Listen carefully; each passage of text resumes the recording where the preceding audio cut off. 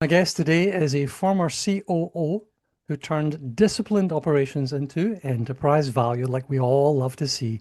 He helped scale a 45-person service business by 300% in revenue, while, wait for it, headcount rose by 20. He protected retention below 9%. He helped drive a private equity exit at a record EBITDA multiple. And today he spends his time helping founders eliminate profit leaks and scale without the operational drag. A very warm welcome to Leadership That Sells. This is a podcast about the real conditions under which leadership and sales actually work and where they quietly break down. I like to talk to founders, to chief execs, sales leaders, and operators who've had to make the decisions when effort was high, when the pressure was real, and the usual playbooks didn't quite fit. So we're not here to trade slogans or fancy frameworks. What we're trying to do is to find patterns, things that consistently create momentum, and what gets in the way, and what experienced leaders eventually learn to stop doing. So if you are responsible for results and not just ideas, you are absolutely in the right place.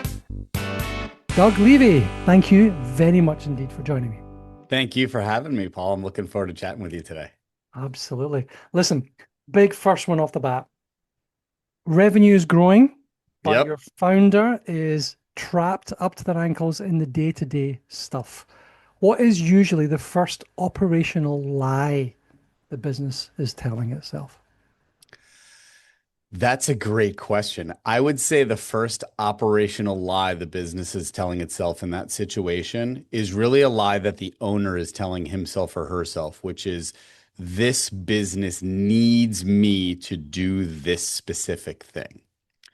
Because that's usually not true. A business that's growing has an owner or founder who has surrounded himself or herself with competent people that can do things.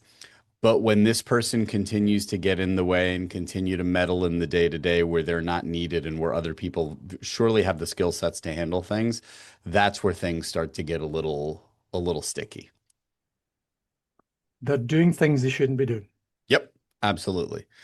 And a lot of times they don't have the tools or the discipline to tear themselves away, or they need somebody to kind of, instead of them taking a trust fall, they need somebody to kind of push them off the ledge. I've had to do that in a number of cases and say to a founder, your manager can do this. The person at the front desk can do this. This person, you don't even need to be involved. You don't need to be looped in on the email. You don't need to know what the outcome is. They've got it. You focus on whatever your strengths are. It was one of the best things that I learned how to do was to delegate well. Yep. And delegate and to be comfortable that once you've delegated, it's been delegated.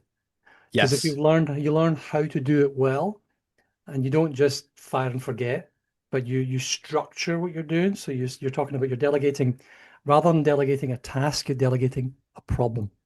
Yes. I don't want you to do this. I want you to solve this. Yes. And the key to that, I think, is understanding and tempering your expectations. Because when people delegate, they often do so with the mindset that I expect this person to do it exactly the way that I would. And that's simply not the case. So in order to grow soundly and peacefully, you have to let people do things the way that they would do them. And you even have to let them screw up a couple of times. Yeah. And learn from those mistakes. So I think the reason that people don't delegate is they often say, this person just can't or won't do it the way that I can and would and do. And that's not the objective. I mean, the objective is to surround yourself with some people who are smarter than you. If you're the smartest person in the room, you've got a problem with your hiring. Absolutely. Right? If you're the A player, you should be hiring A pluses. If you're the B player, you're hiring C's, right? That's just don't do that stuff. Absolutely. You know, hire to fill in your gaps. And if you don't know what your gaps are, go find any number of tools out there that'll do it for you, you know?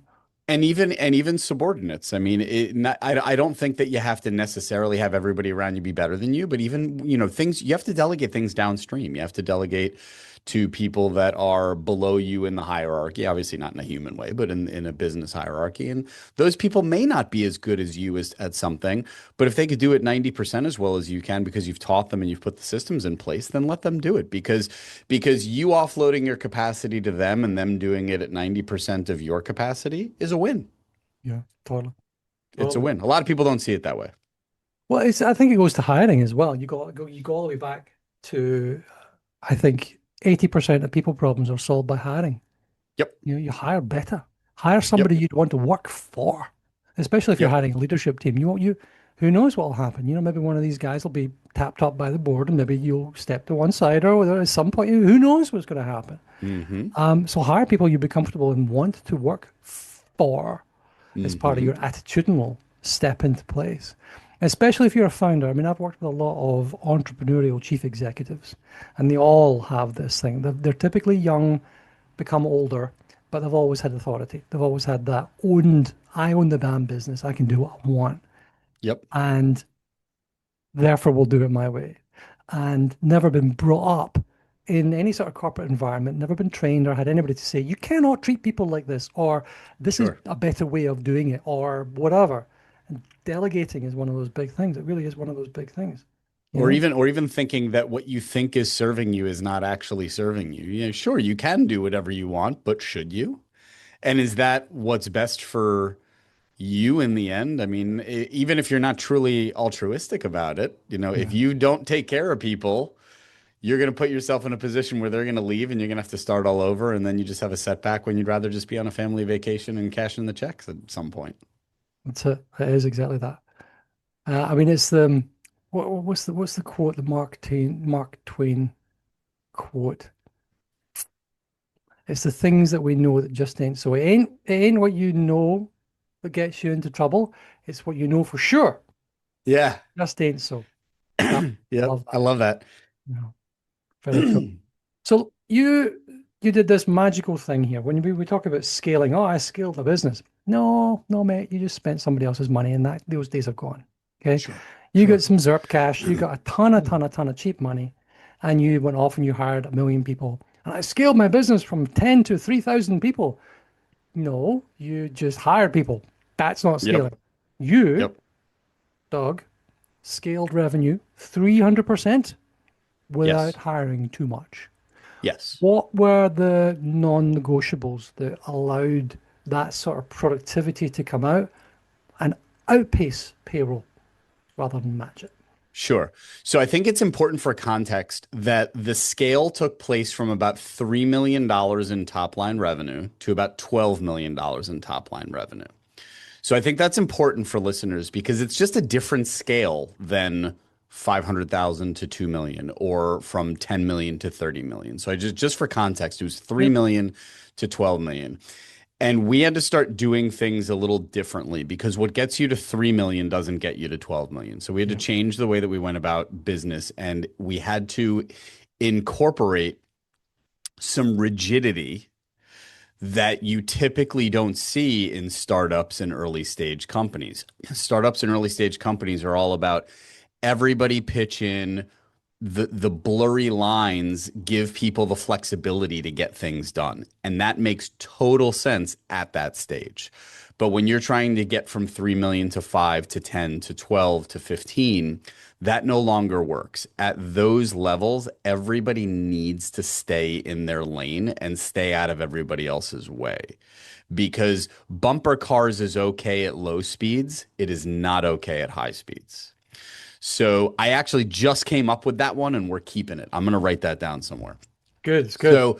So having more rigid systems where people stay in their lanes and it removes a lot of friction. And then the other thing is is using highest and best use principles for every single person on the team. And if anybody doesn't know what that is, it's basically making sure to the best extent possible that somebody isn't working below their pay grade. So you leverage somebody's talents and skills and the highest band of their capabilities, and you have other people do the work, or systems do the work that that person doesn't need to do, Mm. even if it's part of the same task. So you do have to introduce some complexity, and handoffs and stuff like that. But if you build the systems the right way, it works. So we had 37 or 36 people at 3 million and change in revenue, and then we had 45 people at 12 and at almost at a little over 12 million in revenue. And that, ladies and gentlemen, is how you do it. That's how you do it. Did you have, this is the question though. You went from 36 to 45, you said, Yes, right? How many of those 36 stayed in the 45? a good number of them. A Mm. good number of them. We got the weak players off the team. But I was lucky. Luck is when preparation meets opportunity. There's But I'll fortune and luck, two different things. Sure. I was fortunate. I love that. I was fortunate to have a group of really adaptable, bought in people working on the team. And I honed my skills at change management, which is super, super important because if you're going to grow like that, things are going to change and people have to just get in line.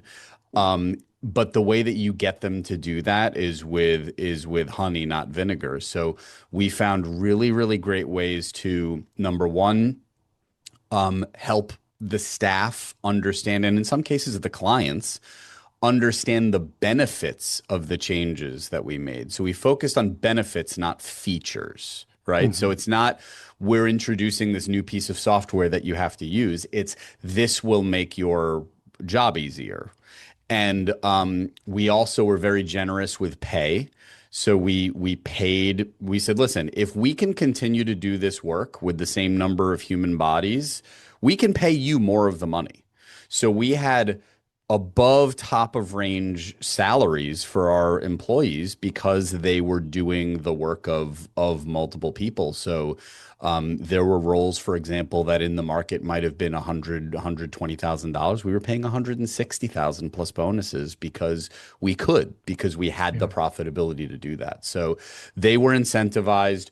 We were going about it the right way, and explaining how things work. And also we made sure that our ideas were fully baked because if you come out with a half baked idea and don't cover really all the edge cases, you can't, it doesn't work. So like just perfect example is when we first rolled out electronic signature capabilities, I wrote an 18-page internal document that covered literally every single scenario that my staff would have to worry about, and it went off perfectly. No hiccups, no problems. So they know when Doug is bringing a change, he's prepared and it's not going to make my life miserable for the next 3 months while we work out all the bugs. Yeah. I mean, you're talking about the change management here, which is essentially getting people from one state to another, right? Yes. Now, the reason I asked if how many of the 36 were there in the 45 is that in my experience, I mean, I moved a bunch of Swiss Army knives into a cutlery set, right? Mm. So you move people who are generalists or special generalists into quite specific roles. And there Yep. are just types of people who are not suited for that. Now, you said you get rid of Yes. the weak ones, which I'm sure happens everywhere. But I think you also end up with the people who are good at that stage, who are good at those ambiguous roles, who are not good or don't want to function in those sort of corridors.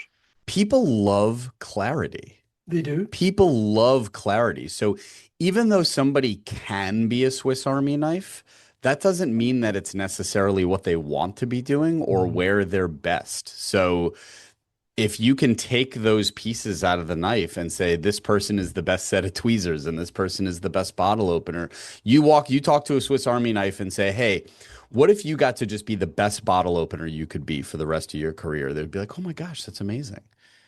Yeah, yeah, yeah, totally. I mean, from the thinking about it from this the leadership angle, I think there's a commercial truth that your customers tend to see more quickly than anybody is you do, which is that if the machine is only running with your leadership intervening everywhere, Yep. it's not going to be a profitable business for very long, if Yep. it ever gets there. You know, Yep. what would you say is the reason that poorly disciplined hiring decisions destroy EBITDA way before anybody really notices damage to margin? That's a great question. It Poor hiring Mm, leads to poor retention. yep, They're essentially the same thing. Yes. yep, So poor retention is by far the most damaging thing to a business because it's a cancer that eats the business from the inside out. You can deal with public relations problems, you can deal with product shortcomings, but when the business is dying from the inside because of retention, that's hard to fix and it's hard to notice sometimes. Um, what it does is there are so many unseen and unnoticed costs to a bad hire. So typically, let's say you hire for a low level role, and let's say the role is $60,000 a year, $5,000 a month. That person's going to take time to ramp up, right? So they're not earning their full salary on day one because they're still learning, they're still training, they're still an expense, they're not providing value yet. If that person leaves after 6 months, we've paid them $30,000. But let's say their fully loaded expense with benefits and taxes and all that is $6,000 a month. So we've paid them $36,000. Let's say they were only 50% efficient throughout that first 6 months. So that means $18,000 of what we paid them is just a loss. So all right, listen, I lost $18,000 on this hire. Not the end of the world for a multi-million dollar business. We'll move on and we'll hire somebody else. But what else happens? Number one, throughout that time, you've had to manage that person much more closely. So you've got hundreds of hours of manager time, which is expensive and is several $1,000s. You've got teammates and peers that have to pick up for that person's slack. So now you're paying that person to do work that they weren't assigned. You have to start the recruitment and hiring process all over again. So those things lead to those things lead to hundreds of hours of lost productivity. But one of the worst parts is the cultural damage that it does because your top performers see this happening every single time. yeah, And then the new person comes on the scene, and what do the A players say? They say, "Oh, boss hired another clown. Let's see how long this one lasts." And when those people, the A players, don't have the support that they need and aren't surrounded by the competence that they need to perform, they're going to leave. yeah. And those things don't happen overnight. They don't even happen over the course of a year, but they happen over the course of 5 years, 3 years. So those are the things. And then from the leadership standpoint, when you make a bad hire, you're not excited about the next one. You get confidence issues, you get gun shy about your next hires. So these are the things that don't affect the bottom line overnight or in 6 months or a year, but they affect the very DNA of the business and its ability to grow and succeed and capture talent and retain talent over the long term. And by my calculation, a hire that leaves after 6 months costs you a minimum of 80% of that person's salary in calculable loss, plus the emotional loss, plus the cultural damage, Yeah. which are With incalculable. well, with bells on, absolutely. I mean, and the energy alone. I mean, I know it's easier in certain states in the US, but the energy alone in getting rid of somebody in Europe, the UK is not too bad, but other Yeah. countries, just you cannot, you can't Yeah. fire someone that easily. You And say that the stakes are so much higher in so in high. in in Europe than they are here. Because here you can just you can wake up one day You're with a at bad will, mood and just get rid of somebody. totally. You're hired at Yeah, will. And I mean, there are employment rights for reasons and all that sort of good stuff. sure. Fair enough. You get to pick where you live. Um, but yeah, the cost in a bad hire, well, as you say, 80%, I think it's way higher. I think it's way higher. It's like Oh, 150. absolutely. In many Calculable. cases, You it's said easily. calculable. Fair enough. Yeah, yeah, yeah. Yeah. And the thing is that this is it. The bad part is that it turns into a repeatable cycle if you don't fix it. Yeah. And a lot of people don't have the tools to fix it. And that's something that I've noticed is that you don't you can't open a locked door by just pushing it harder. And that's often what people try to do, and they just end up making the same mistakes over and over and over and over and over and over again. And like most of these things, the solution doesn't lie somewhere else. The solution is always you look yourself in the mirror. Yep. Yourself in the mirror. I don't, it was the wonderful lines, Abraham Lincoln's one. He says, I don't like that man. I must get to know him better. Yep. Yep. That I sort of love thing. that. It's the problem is in between the monitor and the chair. The problem is Absolutely. you Absolutely. 99.9% of the problem times. Yes. And Listen, even if and I love that. I tell that to people all the time. Because anytime I start working with a new client or I hear somebody say, people don't want to work anymore, or I just can't find good employees. I know exactly what I'm dealing with. And I can't necessarily blame that person for feeling that way, but I can teach them that it's a misguided opinion in my humble opinion, because it means if you're not finding the right, it's kind of like when somebody's dating and like a woman is dating, it's men suck, or a man is dating, women just are terrible.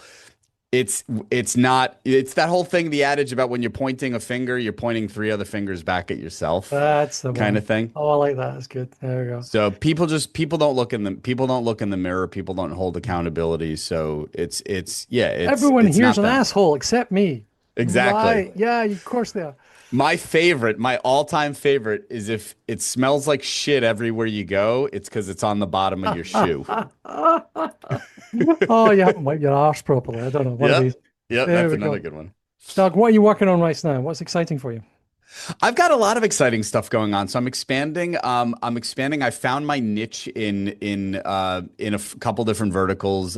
Physicians. I found a lot of there's a lot of businesses where somebody gets into business because they're good at something and highly educated at something, except for running a business. Yeah. And I found that that's true with a lot of physicians. But it works all over small businesses.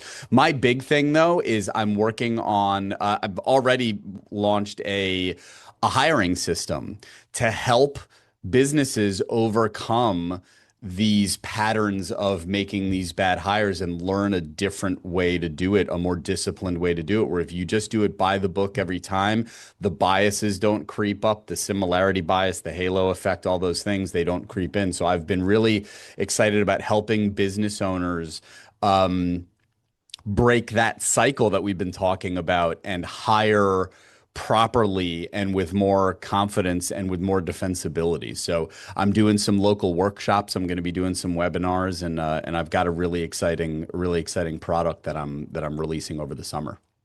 Excellent. Well, we will put links to all of that good stuff in the description right here. I have one last question. Hit me. If I was to give you the world's largest Sharpie and a Okay. billboard at every international airport around the world, what would you write? What's your message? Doug's message to the world. If we're keeping it within the context of Doesn't have to be. Doesn't have to. I got an answer. I got a good answer You can have two. for I got a good podcast answer Go on. for this audience. Because we're talking about leadership and we're talking about sales. Um, you get the behavior that you consistently reward, tolerate, and measure. You get a behavior that you consistently reward, tolerate, and measure. That's pretty good. That's pretty good. Because every organization, whether it's a family unit or a business, is shaped by incentives and accountability. Mhm. So, and I've got another one, and this is one that I freshly Oh, stole yesterday from somebody that I was speaking to, is that in life, does your audio match your video? Are the things that you're saying, the things that are coming out of your mouth, are they matching your actions? Because if your yeah. audio doesn't match your video, there's a problem. Yeah, I think audio doesn't match the video. I like it. Oh, that's Maya Angelou. Yeah. You know, Yep. that's her. It says something like when somebody shows you who they are, believe Yep. them. Yeah, I think one of her Yeah, other ones is people will never remember what you say, but they'll always remember how you made how you them made me feel. feel. That's it. So good, so good. Yeah. I But love that. on That's that that's an note, operating principle. Yeah. it totally is. Yeah. And on that, with an eye to scaling the things that matter in the right ways, I just have to say, Doug Levy, thank you very much indeed for joining me. It's been my pleasure. Thank you, Paul.